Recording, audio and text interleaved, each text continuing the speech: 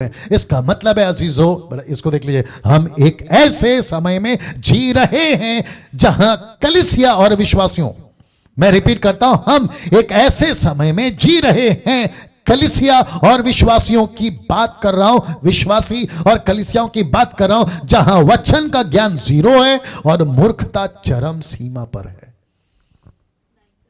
9:30 तक चलिए वापस आते हैं। लिखा इधर दे दो, लिखा है जहां वचन का ज्ञान जीरो है और मूर्खता चरम सीमा पर है।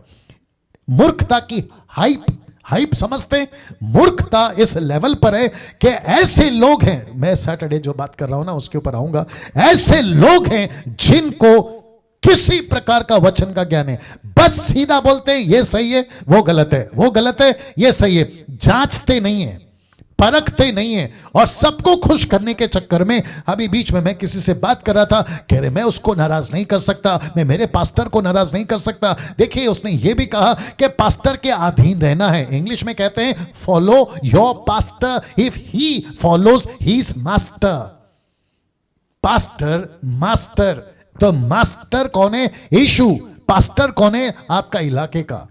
तो वो कहता है मैं पास्टर के अधीन में हूं, तो फिर मैं कहूंगा कि तुम उसके अधीन में हो। मैं भी चाहता हूं कि हर कलीसिया के लोग अपने पास्टर के अधीन में रहे, लेकिन अगर पास्टर ही गलत है तो, अगर पास्टर ही वुल्फ निकला तो, अगर पास्टर ही झूठा भविष्यवक्ता निकला तो, जिसको परमेश्वर कहता है कि मैंने नहीं भेजा, तो क्या करोगे? फिर यीशु को यह बोलोगे कि प्रभु आपका वचन कहता था पास्टर के अधीन में रहो, तो मैं क्या करूं, मैं भी फंस गया। तो परमेश्वर बोलेगा बेटा तेरा तो मूर्खता चरम सीमा पर था, तो नॉलेज में टोटल जीरो था। फिर इसको भी सुनना पड़ेगा बेटा। अब इनका क्या करें सर? एक तरफ इसको कहते हैं ना तंगी में आटा गीला, यहां वैसे ही डिसाइपल नहीं बन रहे, यहां पे वैसे ही सच्चे चेले नहीं बन रहे, ऊपर से ऐसे लोग आते जो और बिगाड़ते हैं। इसलिए वापस कहता हूं कि हम एक ऐसे समय में जी रहे हैं जहां कलीसिया और विश्वासियों की बात कर रहा हूं कि वचन का ज्ञान तो टोटल जीरो है। किसी को सुनते हैं कॉपी पेस्ट, किसी को सुनते हैं अरे वाह, किसी को देखते हैं अरे क्या गजब का है, फिर उसको फॉलो करते हैं। और मैंने बीच में कहा था कि बहुत सा मट्टी का रास्ता कंक्रीट का नेशनल हाईवे बन गया। वापस बोलता हूं कि बहुत सारा मट्टी का रास्ता कंक्रीट वाला नेशनल हाईवे बन गया है। उसको डिक्लेयर कर दिया गवर्नमेंट ने, उसको डिक्लेयर कर दिया वहां के पॉलिटिशियन ने कि ये है national highway, NH1, NH2, NH10। आ रहा होगा समझ में?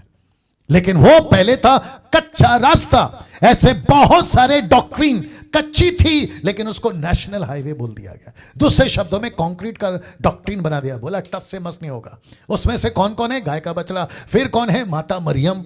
आपको सभी को पता होगा कि यीशु के पहले मां के पास जाना होगा, जब तक मां से प्रार्थना नहीं करोगे यीशु कैसे सुनेगा। और ऐसे 50% कैथलिक, 50% कैथलिक उस मां के पीछे पड़े हुए कि जब तक मां प्रार्थना नहीं करेगी यीशु के पास नहीं जा सकता। ऊपर से यीशु बोलता है बेटा मैं किसी का बेटा नहीं, मैं सबका बाप हूं।